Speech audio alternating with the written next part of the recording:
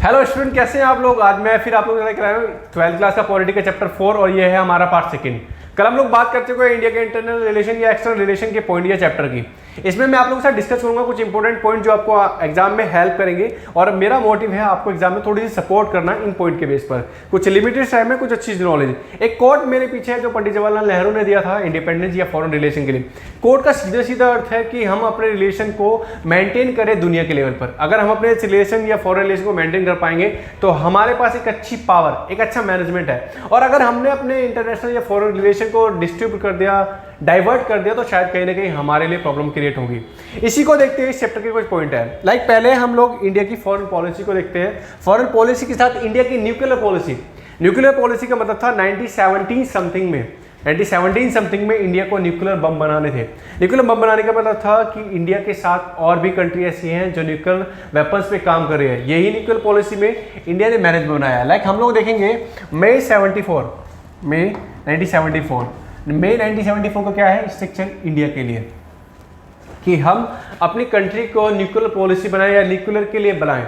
अगर हम न्यूक्लियर बना पाएंगे तो हम अनदर कंट्री के साथ स्टैंड कर पाएंगे। अनदर कंट्री के साथ स्टैंड करने का मतलब है हम अपने को सेव कर पाएं। और आप लोग जानते ही हैं न्यूक्लियर की बात, सेकेंड वर्ल्ड वॉर में हम लोग देख ही चुके हैं, जापान पर अमेरिका के द्वारा गिराए गए बम। और वहां न्यूक्लियर बम गिराने का मतलब था दुनिया में तबाही, ये बड़ी मात्रा में नुकसान दुनिया के लिए और साथ ही साथ ऐसी नेबरहुड कंट्रीज में भी। इसी को देखते हुए दुनिया के बड़े देशों ने अपने को न्यूक्लियर वेपन से संपूर्ण किया या न्यूक्लियर वेपन्स बनाए और साथ ही साथ छोटे देशों को परमिशन न देते हुए इस छोटे देशों को रोक लगाई कि आप न्यूक्लियर नहीं बना पाएंगे। सेम कंडीशन इंडिया के साथ भी। न्यूक्लियर पॉलिसी का मतलब था इंडिया का न्यूक्लियर बना लेगा तो अपने को कहीं ना कहीं स्ट्रॉन्ग रिप्रेजेंट कर पाएगा और ये हुआ भी हमारे साथ। इसको बहुत सारे एग्रीमेंट है जिस पर इंडिया ने साइन नहीं किया हुआ ना चाहते हुए भी। अगर हम ऐसे एग्रीमेंट पर साइन कर ले तो इंडिया के लिए न्यूक्लियर बना पाना या न्यूक्लियर परिपूर्ण हो पाना कहीं ना कहीं डिस्टर्ब रहता।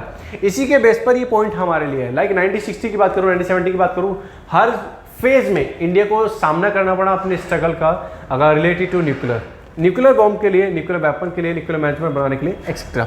इसी के पॉइंट पर अगला पॉइंट हमारे लिए है कि हमारी इंडिया की जो फॉरेन पॉलिसी है या हम किन चीज़ों को देखकर इन फॉरेन पॉलिसी को मेंटेन कर सकते हैं। फॉरेन पॉलिसी को मेंटेन करने का मतलब है डिटर्मिनेशन ऑफ इंडियन पॉलिसी। कितनी चीज़ें या कितने हमारे पास पॉइंट स्ट्रॉन्ग थे इंडिया की फॉरेन पॉलिसी को मेंटेन करने के लिए। पहला तो नेशनल इंटरेस्ट। सबसे बड़ी बात है कि हम फॉरेन पॉलिसी में क्या करें, अपने नेशनल इंटरेस्ट पर ध्यान दें कि नेशनल इंटरेस्ट, नेशनल में डेवलपमेंट होना चाहिए, नेशनल की इकोनॉमिक ग्रोथ करनी चाहिए, नेशनल मैनेजमेंट बनना चाहिए। दूसरा ज्योग्राफिकल पोजीशन। सबसे बड़ी बात है आप किस फेज में रहते हैं, आपकी कंट्री में बॉर्डर की क्या कंडीशन है, बॉर्डर पर रहने वाली सेफ्टी या सिक्योरिटी कितनी है।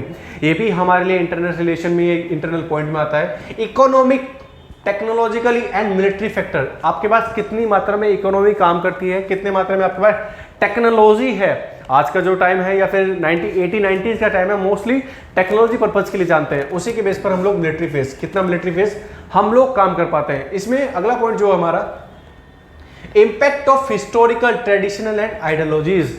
किस कंट्री की कितनी आइडियोलॉजीज काम करते हैं उस कंट्री को मेंटेन करने के लिए। एक्सटर्नल रिलेशन या इंटरनल रिलेशन की बात की जाए तो हम लोग हिस्टोरिकल बैकग्राउंड को भी देखते हैं, किस कंट्री का कैसे मैनेजमेंट है और मैनेजमेंट होने के साथ उस कंट्री ने कैसे मैनेजमेंट किया। इंडिविजुअल इंपैक्ट, हर किसी पर सेपरेट इंपैक्ट पड़ेगा। लाइक इंडिया की बात करें, जापान की बात करें, चाइना की बात करें, यूएस की बात करें, रशिया की बात करें या अनदर और कंट्रीज की बात करें तो कहीं ना कहीं सब पर सेपरेट इंपैक्ट था। इसी के साथ हमारा था effect of international power and pressure groups. छोटे छोटे ग्रुप, आप आसियान की बात करें, सार्क की बात करें, G7 की बात करें, G20 की बात करें तो इन दो ग्रुपों के द्वारा बनाए जाने वाली पॉलिसी या इन दो ग्रुपों के बनाए जाने वाला कंडीशन वो कहीं ना कहीं छोटे कंट्रीज पर प्रेशर डालते हैं या एशियन कंट्री को मेंटेन करते हैं। सार्क की बात करें, आसियान की बात करें, साउथ एशिया को मेंटेन करने की बात करें तब। International circumstances, internal security, UNO, यूजन कॉर्पोरेशन एक्सेट्रा, ये सारे ग्रुप जो बने हैं कहीं ना कहीं इंटरनेशनल लेवल पर इंडिया की फॉरेन पॉलिसी या विश्व की फॉरेन पॉलिसी को मेंटेन करने के लिए, मैनेजमेंट बनाने के लिए। फॉरेन पॉलिसी का होने का मतलब है हमारे पास फॉरेन पॉलिसी में अपने रिलेशन और साथ ही साथ न्यूक्लियर वेपन की मैनेजमेंट को बनाने के लिए। इसी के साथ एक पॉइंट और हमारा जिसको कंसेप्शन में पॉइंट बनाता है हमारा कि हमारे लिए न्यू डायमेंशन क्या थी फॉरेन पॉलिसी की। न्यू डायमेंशन हम कितनी चीज़ों को सोचें, कितनी चीज़ों पर काम करें। काम करने का मतलब है हमारे लिए अपनी कंट्री को स्ट्रांगली रिप्रेजेंट करना। पहला, ऑपोजिशन ऑफ इंटरनेशनल टेररिज्म।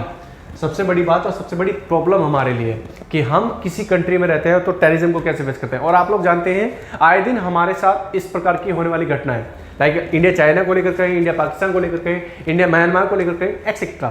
ये टेररिज्म एक बड़ी प्रॉब्लम है इंटरनेशनल लेवल पर। साथ ही साथ हमारे नहीं, बहुत सारे विभिन्न देशों में, लाइक सीरिया की बात की जाए, इराक की बात की जाए, एक्सेट्रा। न्यू एटॉमिक पॉलिसी अगस्त 1899 जो हमने अप्लाई की, न्यू एटॉमिक पॉलिसी बोले तो NAP, न्यू एटॉमिक पॉलिसी 99 में पॉलिसी हमारे लिए अप्लाई हुई। नॉन प्रोफेशन और नॉन प्रोफेशनल पॉलिसी में responsibility policy of without controversy, policy of non aggression compliments of several provision of NPT, policy of self protection etcetera. At least सीधे सीधा मतलब था हमारे लिए इन पॉलिसी को बनाने का या न्यूक्लियर वेपन को बनाने का, सेल्फ कंट्री को मेंटेन करना। अपनी कंट्री को मेंटेन कर पाएंगे, अपनी कंट्री को सेव कर पाएंगे, तभी हमारे लिए इन चीज़ों का बेनिफिट है। इंस्टेंस ऑफ साउथ एशियन की बात की जाए तो पूरा का पूरा साउथ एशियन इन वेपन्स से सेफ हो पाएगा। लाइक अगर हम इंडिया बड़ी कंट्री है साउथ एशियन में, और अगर हम लोग वेपन्स बना लेते हैं या मिसाइल बना लेते हैं या न्यूक्लियर बना लेते हैं, तो इसी के साथ साउथ एशिया की जितनी कंट्री वो कहीं ना कहीं सेफ होगी अनदर से।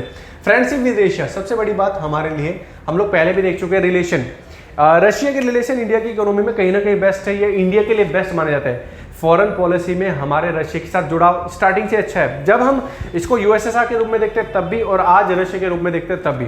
इसके साथ वेस्टर्न ये गल्फ में ये G7 है आज हमारे पास, G77, G15, ब्रिक्स, आसियान, विभिन्न ग्रुप हैं जो इंटरनेशनल लेवल पर काम करते हैं एक कंट्री का मेंटेन करने के लिए, कंट्री को रिलेशन मेंटेन करने के लिए, और साथ ही साथ कंट्री के फॉरेन पॉलिसी को मेंटेन करने के लिए। फॉरेन पॉलिसी को मेंटेन करने का मतलब है वो कंट्री अपने साथ अन्य देशों के व्यापार को जोड़े, अन्य देशों की एक्टिविटी को शामिल करे, इंपोर्ट एक्सपोर्ट को बढ़ाए, एक्सेट्रा। ये चीजें हमारे लिए। इसके बाद हमारा एक पॉइंट है जो इस चैप्टर में है, लाइक हम लोग देखते हैं वॉर विद पाकिस्तान या peace condition with Pakistan. Pakistan को हम कैसे जस्टिफाई करते हैं? जस्टिफाई करने का मतलब है, एक तो जब इंडिया का पार्टीशन या बंटवारा हुआ तो हमारे सामने टू नेशन थ्योरी आई, एक ही नेशन को डिवाइड करके दो नेशन बनाए गए, एक मेजर में हिंदुस्तान और दूसरा मेजर में पाकिस्तान। अब हमारे पास कुछ पॉइंट है, नेगेटिव एनालिज्म, जम्मू कश्मीर इशू, रन ऑफ कच्छ, गुजरात वाला, सियाचिन का इशू, ये भी हम लोग कंटिन्यू करते हैं, propaganda against India, groupism with China, Islamic terrorism etcetera.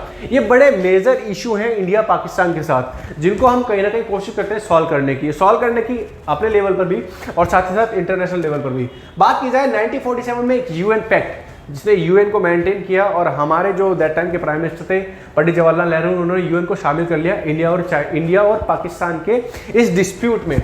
Same 1965 Tashkent pact, आप लोगों ने सभी सुना होगा, 1965-1966 में ताशकंद एग्रीमेंट हमारे दैट टाइम के प्राइम मिनिस्टर लाल बहादुर शास्त्री ने अप्लाई किया था। उसके बाद 1971 शिमला एग्रीमेंट 1972 के साथ अप्लाई होता है।